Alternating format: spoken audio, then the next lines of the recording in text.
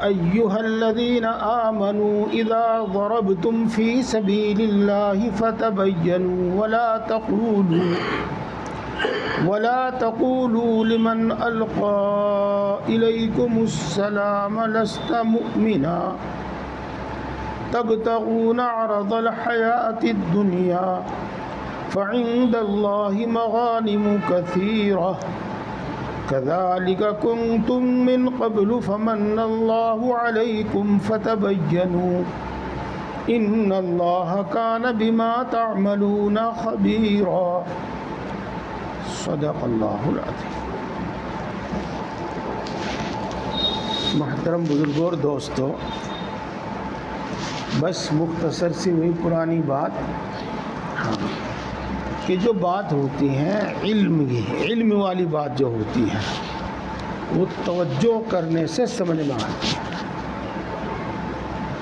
اور جو محض قصہ کہانی ہوتا ہے وہ تو ایسے ہی سمجھ میں آ جاتا ہے، وہ تو مزہ لیتے، سمجھ بھی نہ ہو بس مزہ سا آتا رہے اس میں تو، اور اس میں آدمی کو دھیان رہتا ہے۔ اس آیت شریفہ کا ترجمہ کرنے سے پہلے میں 2 حدیث پاک آپ کو سناتا ہوں، اور اس کا شان نزول وہی 2 حدیثیں بیان کی جاتی ہیں، وہی 2 واقعے بیان کیے جاتے ہیں۔ ایک مرتبہ صحابہ کرام رضوان اللہ تعالی علیہم اجمعین کا ایک لشکر،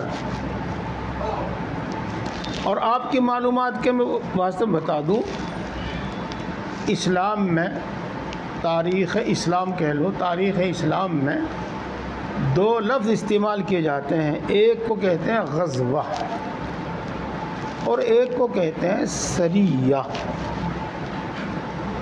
جس میں نبی صلی اللہ علیہ وسلم شریک ہوئے اس کو کہتے ہیں غزوہ، غزوہ احد، غزوہ بدر، ان میں شریک ہوئے، اور جن میں رسول اللہ صلی اللہ علیہ وسلم بذات خود شریک نہیں ہوئے اور صحابہ کرام کو بھیجا، اس کو کہتے ہیں سریہ۔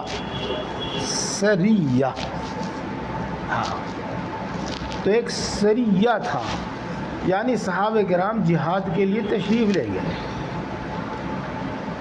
اور ظاہر بات ہے کہ وہ دور دراز کا علاقہ تھا، انجان علاقہ تھا، دشمن علاقہ تھا،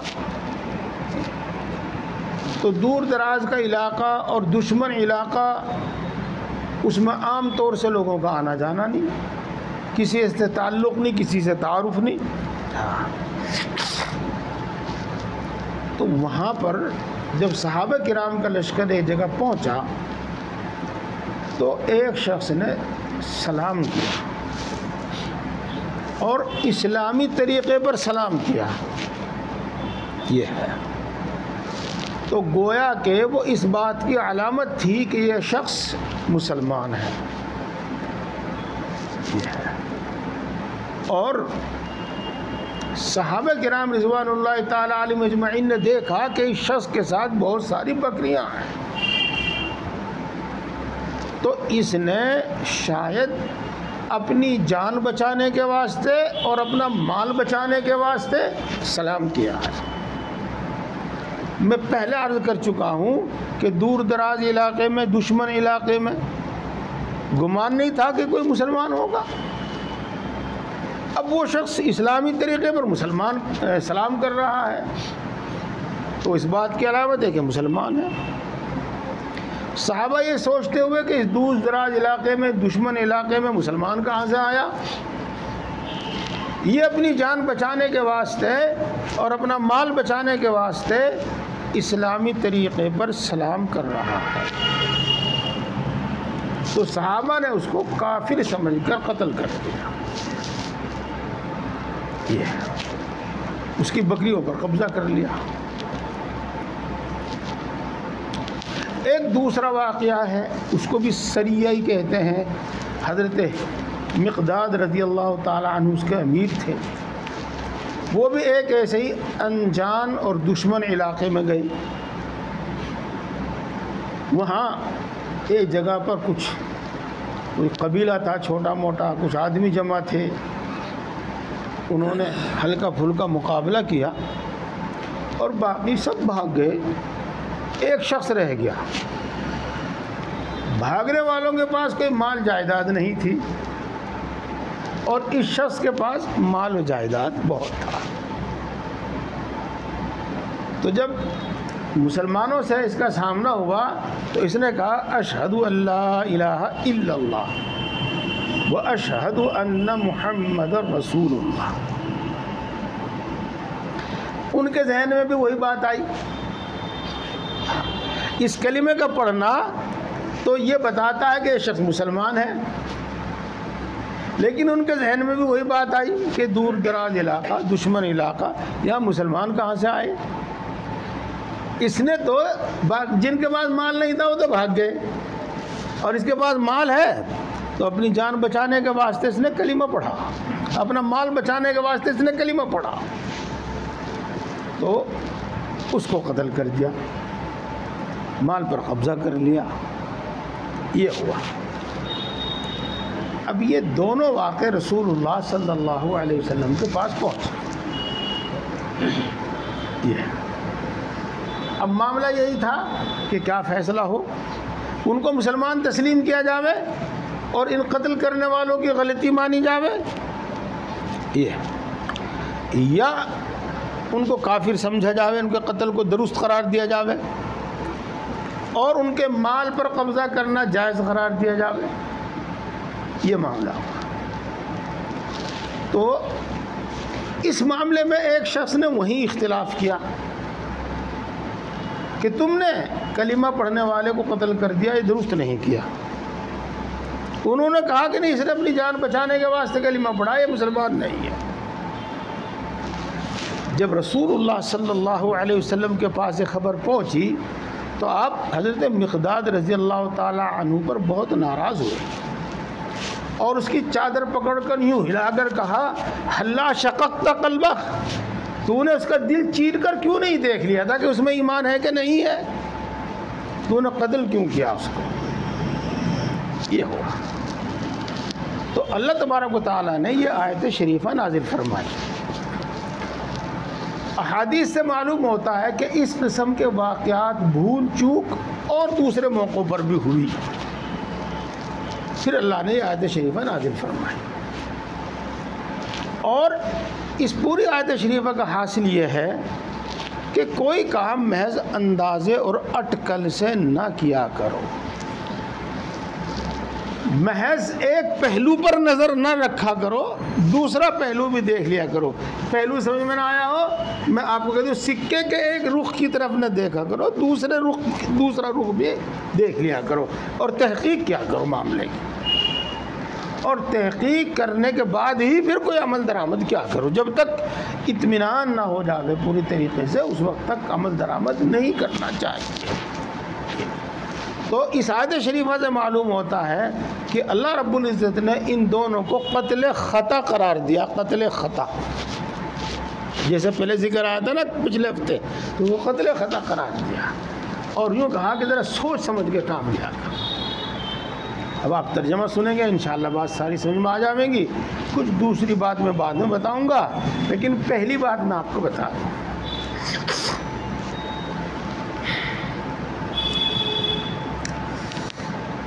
ایک مسئلہ بتاتا ہوں جو اپنے حضرت کا بتایا ہوا ہے،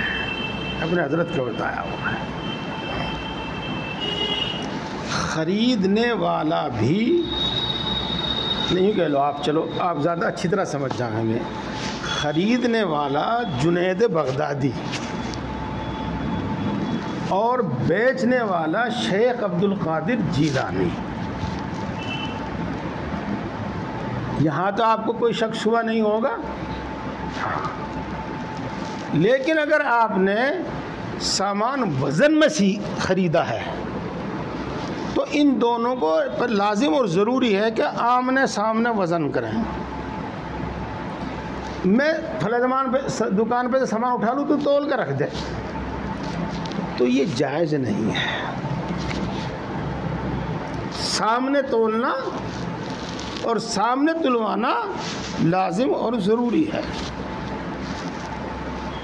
دیکھو میں نے آپ کو دو بات بتائی ہیں، دو نام لیے ہیں، اتنا سچا اتنا اعتماد کا آدمی ہو پھر بھی ہے. تو جو بات ضابطے اور قاعدے کی ہے اس پر عمل ہونا چاہیے. بات ساری یہ ہے. اب میں دوسری بات بتاتا ہوں. کوئی کتنے بھی سچا آدمی ہے، تنہا اس کی بات کو سن کر آپ یقین نہ کرو، تنہا اس کی بات سن کر عمل نہ کرو. آپ کی ماں کتنی بھی سچی ہے، بوڑھیا ہو رہی کتنی بھی سچی ہے، لیکن بہو کے بارے میں اس کی بات نہ سن کے عمل نہ کریو. کبھی بھی تحقیق کریو. ہاں. اور یہی حال بہو کا. وہ تمہاری ماں کے بارے میں، تمہارے باپ کے بارے میں کچھ بھی کہے، قسمیں کھا کھا کر بھی کہے، تو یقین نہ کرنا، بلکہ تحقیق کرنا، دونوں کی سننا، پوچھ تاچھنا. اگر تیسرے سے بھی پوچھنے کی ضرورت پڑے تو تیسرے سے بھی پوچھنا. ہاں. اور یہی حال ننند بابا جی کا بھی ہے، اور یہی حال پڑوسن کا بھی ہے. اور یہ تو بات میں نے مثال دے کے بتائی آپ کو، باقی دوسرے معاملات میں بھی ایسا ہی ہے. تو جب کوئی بات، کوئی فیصلہ کرو، کوئی عمل درآمد کرو، کوئی کارروائی کرو، تو اس سے پہلے معاملے کی تحقیق کیا کرو. اور جب اچھی طریقے سے آپ کو اطمینان ہو جاوے کہ ہاں معاملہ اس طرح ہے، پھر اس پر یقین کرو، اس کے مطابق عمل کرو، اس کے مطابق فیصلہ دو، اس کے مطابق عمل درآمد کرو. یہ بات اس آیت شریفہ سے بھی بالکل صاف معلوم ہو رہی ہے، اور دوسری حدیثیں بھی ہیں اور دوسرے واقعات بھی. اب ہم ترجمہ کرتے ہیں اس کا، انشاءاللہ آپ کو خود سمجھ میں آئے گی سب باتیں. اے ایمان والو، جب تم جہاد کے لیے سفر کرو تو تم ہر بات کی تحقیق کر لیا کرو. یہ بات یہاں خاص طور سے ایک جملہ اور ایک بات غور کے قابل ہے کہ جب تم جہاد کے لیے سفر کرو، جیسا کہ میں کئی بار آپ کے سامنے وہ جملہ بولا کہ اجنبی جگہ ہے، دشمن ملک ہے، دور دراز کی جگہ ہے، تو واقعات ایسی جگہ الجھتے ہیں، بات ایسی جگہ الجھتی ہے جہاں آدمی حالات سے واقف ہوتا ہے، گرد و پیش کے حالات سے واقف ہوتا ہے، اور جس شخص سے واسطہ پڑ رہا ہے اس کے مزاج سے، اس کے عقیدے سے، اس کے خیالات سے واقف ہوتا ہے، وہاں غلطی کم ہوتی ہے، اور اجنبی جگہ پر غلطی زیادہ ہوتی ہے. اس لیے خاص طور سے کہا لیکن جب تم جہاد کے لیے سفر کیا کرو. یہ مطلب نہیں ہے کہ جہاد میں سفر میں یہ حکم ہے اور اپنی جگہ اپنے مقام پر یہ حکم نہیں ہے. نہیں، اپنی جگہ اپنے مقام پر بھی یہ حکم ہے اور جہاد میں بھی یہ حکم ہے. وَلَا تَقُولُوا لِمَنْ أَلْقَى إِلَيْكُمُ السَّلَامَ لَسْتَ مُؤْمِنًا، اور جو شخص تم کو سلام کرے اس کو تم یہ مت کہو کہ یہ مومن نہیں ہے. جو شخص اسلامی طریقے پر سلام کرے ظاہری طور پر اس کو مسلمان سمجھا جاتا ہے. البتہ اگر ہمیں پہلے سے معلوم ہے کہ یہ شخص مسلمان نہیں ہے اور وہ سلام کرتا ہے، جیسے کہ آج کل عام رواج ہو رہا، تو اس سے سلام کرنے سے اس کو مسلمان نہیں سمجھا جا رہا.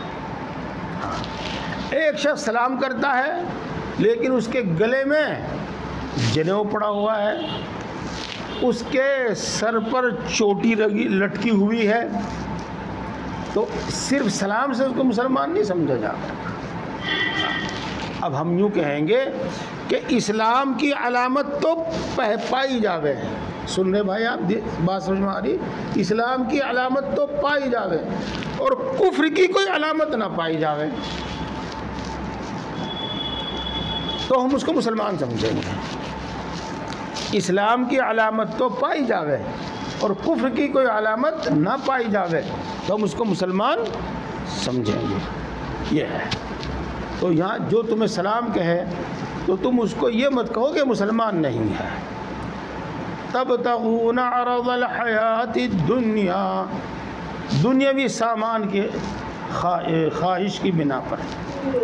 صحابہ نے کہا تھا کہ اپنے مال کو بچانے کے واسطے یہ سلام کر رہا ہے، اپنا مال جان بچانے کے واسطے یہ کلمہ پڑھ رہا ہے. تو اس کی طرف ہے کہ دنیاوی مال حاصل کرنے کی غرض سے، چونکہ اللہ کے نزدیک تمہارے مقدر میں بہت ساری غنیمتیں ہیں، بہت سارا مال غنیمت ہے جو تم کو اپنے اپنے وقت پر ملتا رہے گا.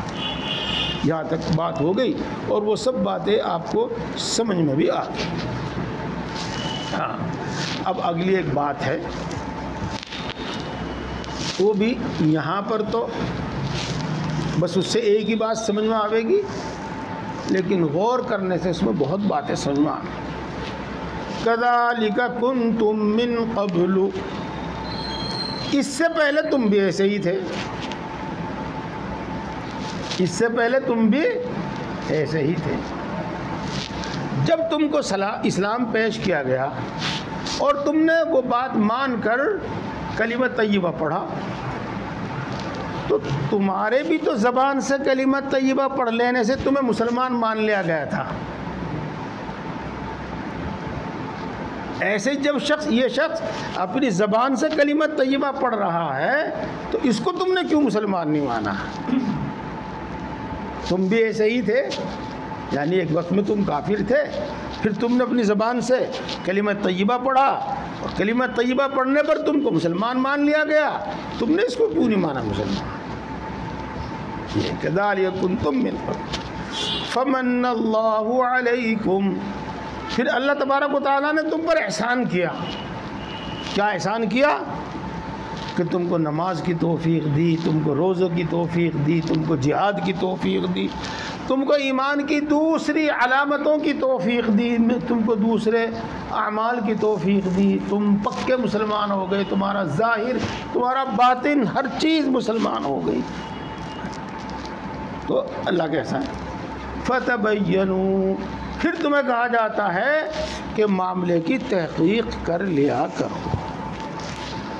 فتبینوا ایک بار پہلے آیا تھا، اب ایک بار پھر آیا، پھر تمہیں کہا جاتا ہے کہ معاملے کی تحقیق کر لیا کرو.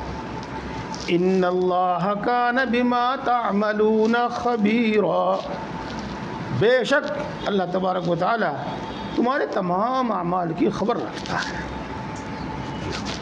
اب میں آپ کو ایک دوسری بات بتاؤں. ایک شخص تو داڑھی کٹاتا ہے، وہ بھی ایک گناہ میں مبتلا ہے. ایک شخص جھوٹ بولتا ہے، وہ بھی ایک گناہ میں مبتلا ہے.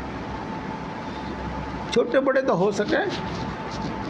اب یہ جو جھوٹ بولنے والا ہے اور داڑھی رکھتا ہے یہ بھی ایسا ہی، اور جو داڑھی کٹواتا ہے وہ بھی ایسا ہی. تو میں اپنے آپ کو اس سے کیوں بہتر ماننے لگوں؟ میں اس کو کیوں شرمندہ کرنے لگوں؟ جس طرح وہ ایک گناہ میں مبتلا، میں بھی ایک گناہ میں مبتلا. تو حقیر نہیں کسی کو، توہین نہیں کسی کی کرنا ہے. نصیحت کے طور پر کہنے کی بات الگ ہے، اور کسی کو ذلیل کرنا، رسوا کرنا، یہ بات الگ ہے. تو نصیحت کرنے کی تو اجازت ہے، لیکن کسی کی توہین اور تحقیر کرنے کی اجازت نہیں کہ تم بھی ایسے ہی ہو. کذالک کنتم، تم بھی ایسے ہی ہو. اسی طریقے سے بعض آدمی اپنی نوجوانی میں تو خوب ڈرے پھینکیں، پھر جب جوانی سے ڈھل جاوے، یہ اللہ تبارک و تعالیٰ توفیق دے دے اور وہ ماشاءاللہ پکا نمازی، سچا پکا مسلمان، امانت دار، دیانت دار، متقی، پرہیزگار آدمی بن جاتا ہے نا. تو اب اسے چاہیے کہ وہ بد عمل، بے عمل لوگوں پر توہین اور تحقیر کے جملے نہ بولیں. جیسا وہ ہے ایک دن تو بھی ایسا ہی تھا. اللہ کا فضل ہوا، آج تو پکا مسلمان ہو گیا. اعمال، ظاہری بات ہے اعمال کی بنا پر. وہ ابھی نہیں ہوا، ابھی وہ اس کے لیے ہدایت کا وقت نہیں آیا، یا ابھی اس پر کچھ بھوت سوار ہے. تو ایسے بہت سارے موقع آتے ہیں جہاں اپنے آپ کو آدمی کو سوچنا چاہیے کہ تو بھی ایسا ہے. یہ بات ہوگی. اسی طریقے سے میرے پیارے بھائیوں، ہمارے حضرت بہت نصیحت میں یہ جملہ بہت استعمال کیا کرتے تھے، بچوں کی تربیت کے وقت اس بات کا دھیان رکھو، تو 50 سال کا بڈھا ہے، تیری سمجھ اور ہے، تیرے جذبات اور ہیں، اور وہ 10-12 سال 15 سال کے بچے اس سے بھی چھوٹے، وہ کم عمر ہیں، ان کے جذبات اور ہیں، ان کی سوچ اور ہے، تو ان کو اپنے جیسا بنانے کی کوشش نہ کر، نصیحت کر، تربیت کر، روک ٹوک کر، ہاں، لیکن تو یہ سوچے کہ وہ آج ہی میرے جیسے بن جاوے، نہیں، بلکہ 15 سال کے عمر تو بھی ایسا ہی تھا۔ جی ہاں، یہ ہے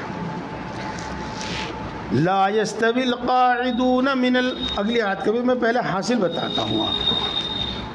میں نے بہت پہلے بتایا تھا آپ کو کہ جہاد کا ذکر بہت دور تک چلے گا۔ جہاد یہ بہت اہم حکم ہے شریعت کے اندر، بہت ہی اہم حکم ہے شریعت کے اندر۔ جب حالت ایسی آ پڑے کہ مسلمان ہی باقی نہ رہیں، یہ مسلمان باقی رہے لیکن ایسی پستی، ایسی کمزوری میں کہ نہ وہ صحیح سے معنی میں خود جی سکیں، نہ اذان پڑھ سکیں، نہ نماز پڑھ سکیں، نہ شریعت کے دوسرے احکام پر عمل کر سکیں، تو پھر تو ظاہر بات ہے کہ سب سے مقدم جہاد ہے۔ جب امت محفوظ ہوگی اور امت باقی ہوگی تبھی تو کچھ ہو سکے گا، باقی دوسرا کام، اور جب امت ہی محفوظ نہیں ہوگی تو پھر کیا کام ہو سکے گا؟ ہاں، اس واسطے بعض احوال میں، بعض حالات میں جہاد فرض عین ہے، ہر شخص کے ذمہ ہے، ہر شخص کے ذمہ ہے، اور بعض صورتوں میں جہاد فرض کفایہ ہے۔ فرض کفایہ کا مطلب یہ ہوتا ہے کہ ہر شخص کے ذمہ نہیں، اگر ایسی ایک جماعت موجود ہے جو مسلمانوں کی حفاظت کر سکتی ہے تو وہ اس کام میں لگی رہے اور باقی دوسرے اپنے کاموں میں لگے رہیں تو درست ہے۔ ایک ہے فرض کفایہ اور ایک ہے فرض عین، ان دونوں کی بات آپ کی سمجھ میں آ گئی ہو۔ آسانی کے واسطے سمجھایا جاتا ہے بار بار، ایک تو ہے 5 وقت کی نماز، یہ فرض عین ہے، ہر شخص کے ذمہ ہے، اور ایک ہے جنازے کی نماز، وہ بھی فرض ہے لیکن وہ فرض کفایہ ہے، وہ ہر شخص کے ذمہ نہیں، بلکہ کچھ لوگ جنازے کی نماز پڑھ لیں تو سب کے ذمے سے فریضہ اتر گیا، اور مان لو گاؤں میں جنازہ پڑا رہے، کوئی نہ اس کو نہلاوے، نہ نماز پڑھے، نہ دفناوے، تو پوری بستی گناہ گار ہوگی، بلکہ آس پاس کی بستیوں میں جہاں جہاں بھی خبر پہنچے گی اور وہ خبر پہنچنے کے باوجود وہاں نہ جاویں اور اس کو نہ دفناویں تو وہ بھی گناہ گار ہوگی۔ تو یہ جنازے کا فرض ہے۔ تو ایسے ہی جہاد کا حکم ہے، بعض صورتوں میں یہ فرض عین ہے اور بعض صورتوں میں یہ فرض کفایہ ہے۔ یہ ہے امام، جیسے میں نے پہلے عرض کیا تھا، آپ کو یاد ہوگا کہ جہاد کا اعلان امام ہی کر سکتا ہے، اور جہاد کے امام کی، امیر المؤمنین کی نگرانی میں ہی جہاد ہو سکتا ہے، امیر المؤمنین کے بغیر، امام کے بغیر جہاد نہیں ہو سکتا۔ تو امیر المؤمنین جب اعلان کرے کہ ہر شخص کے ذمہ فرض ہے تو یہ فرض عین ہوگا، اور جب وہ فرض عین ہونے کا اعلان نہ کرے تو فرض کفایہ ہوگا۔ یہ بات آپ کو اچھی طرح امید ہے سمجھ میں آ گئی ہوگی۔ اب آپ سمجھو، باوجود یہ کہ جہاد فرض کفایہ ہے لیکن اپنی ذات میں جہاد ایک اتنا اونچا عمل ہے کہ باقی دوسرے اعمال پر مقدم ہے، باقی دوسرے اعمال پر مقدم ہے، ان سے باقی افضل ہے۔ لہذا جب فرض کفایہ کی صورتحال ہو تو جو لوگ جہاد میں لگے ہوئے ہیں وہ ان سے افضل ہیں جو اپنے گھر بیٹھے ہوئے ہیں بغیر عذر کے، اور اگر ان کو عذر ہے تو پھر ظاہر بات ہے کہ یہ نہیں کہا جا سکتا کہ جہاد کرنے والے زیادہ افضل ہیں اور یہ گھر بیٹھنے والے ان سے کم ہیں. یہ بات اس آیت شریفہ میں بتائی گئی ہے. میں نے آپ کو جتنی بتا سکتا تھا بتا دیا. اب باقی ترجمہ کریں گے، اس میں بھی کچھ بتاؤں گا اور امید ہے کہ بات پوری سمجھ میں آ جائے گی. لا يستوي القاعدون من المؤمنين غير أولي الضرر والمجاهدون في سبيل الله بأموالهم وأنفسهم. بغیر عذر کے اپنے گھروں میں بیٹھنے والے مسلمان اور اپنے مال اور جان کے ساتھ جہاد کرنے والے مسلمان دونوں برابر نہیں ہو سکتے. یہ فرمایا جن کو عذر نہیں ہے ان کی بات ہو رہی ہے. غیر اولی الضرر، وہ مسلمان جن کو کوئی عذر نہیں ہے ان کی بات ہو رہی ہے. فضل اللہ المجاہدین باموالہم وانفسہم علی القاعدین درجہ. اللہ رب العزت نے اپنے مال اپنی جان کے ساتھ جہاد کرنے والوں کو بیٹھنے والوں پر درجے کے اعتبار سے، مرتبے کے اعتبار سے فضیلت بخشی، یعنی جہاد کرنے والوں کا درجہ بڑھا ہوا ہے. اب اگلی بات سنیے اور اسی سے آپ کو پوری بات سمجھ میں آ جائے گی. وَكُلًّا وَعَدَ اللَّهُ الْحُسْنَى، اور اللہ تبارک و تعالیٰ نے ہر ایک سے اچھا وعدہ کیا ہے. ہر ایک سے، کس سے؟ گھر بیٹھنے والوں سے بھی، یعنی جہاد نہ کرنے والوں سے بھی اور جہاد کرنے والوں سے بھی. جو جہاد نہ کرنے والے ہیں اور ان کو کوئی عذر ہے اور اپنے گھر پر بیٹھے ہوئے ہیں تو اللہ تعالیٰ ان کو ان کے اعمال کا بدلہ دے گا، اور جو جہاد کرنے والے ہیں اللہ ان کو ان کے اعمال کا بدلہ دے گا. اور جن کو کوئی عذر نہیں ہے اور بلا عذر کے بھی وہ گھروں میں بیٹھے ہوئے ہیں، ظاہر بات ہے کہ وہ مجرم ہیں، گناہ گار ہیں. وَفَضَّلَ اللَّهُ الْمُجَاهِدِينَ عَلَى الْقَاعِدِينَ أَجْرًا عَظِيمًا. اور اللہ تبارک و تعالیٰ دوبارہ فرما رہے ہیں، ایک تو پہلے فرمایا تھا ابھی، اب دوبارہ فرما رہے ہیں. اور اللہ تبارک و تعالیٰ نے جہاد کرنے والوں کو بڑے اجر کے ساتھ فضیلت بخشی ہے بیٹھنے والوں پر. درجات من، بہت سے درجوں کے اعتبار سے، ومغفرتاً، اور مغفرت کے لحاظ سے، ورحمتاً، اور رحمت کے لحاظ سے. یہ بات. اب اگلی بات اگرچہ بہت آسان ہے لیکن اس کو سمجھنے کے واسطے ایک جملہ سمجھیے گا. اللہ تبارک و تعالی جہاں بھی کوئی حکم دیتا ہے اس کے ساتھ ساتھ اپنے اجر اور ثواب اور انعام کا ذکر کرتا ہے. یہ ہے. اور جہاں بھی گناہ گاروں کا ذکر کرتا ہے اس کے بعد توبہ اور مغفرت کا ضرور ذکر کرتا ہے،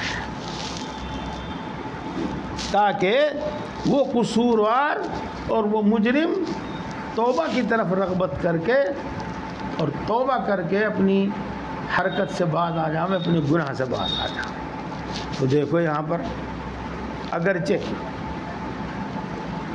عذر والوں کو کوئی گناہ، عذر والوں کا کوئی قصور نہیں، کوئی گناہ نہیں، لیکن اس سے سمجھ میں آیا کہ عذر، جن کو کوئی عذر نہ ہو ان پر گناہ ہے، ان کے لیے ان کا قصور ہے.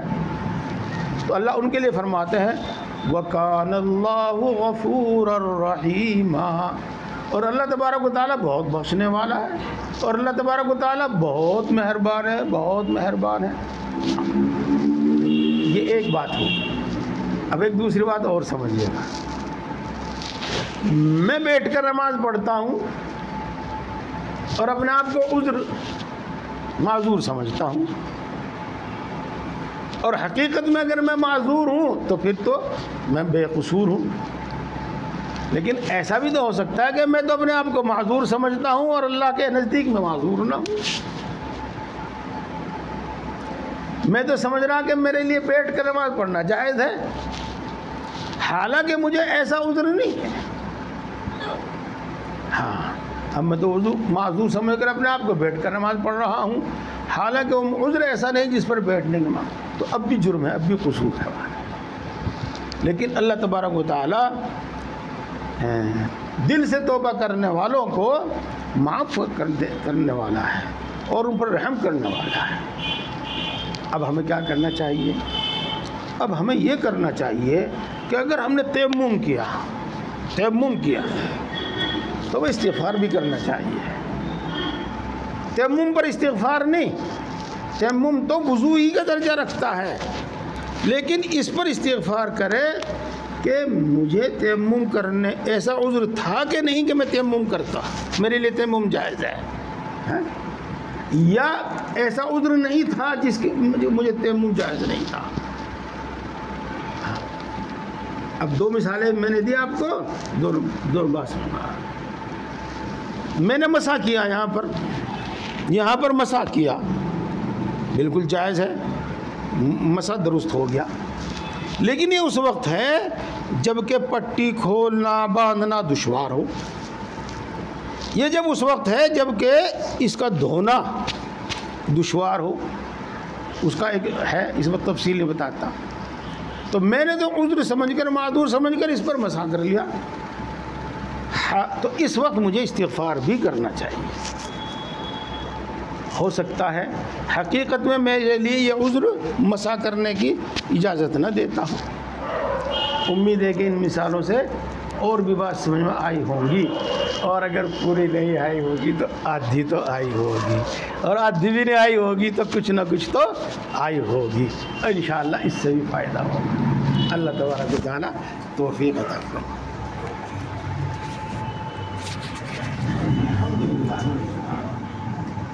الرحمن الرحیم